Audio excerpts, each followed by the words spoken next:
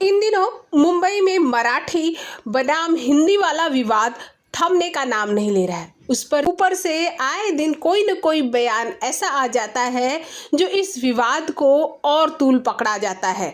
ऐसे में पवन सिंह के खिलाफ महाराष्ट्र में रह रहे एक व्यक्ति ने वीडियो बनाया और उनके बारे में ये कहने लगा, अगर महाराष्ट्र में पवन सिंह को रहना है तो मराठी तो बोलनी ही पड़ेगी। अब ये वीडियो बनाने के बाद इस व्यक्ति ने जब इसे सोशल मीडिया पर पोस्ट किया तो ये जंगल में आग की तरह फैल गया।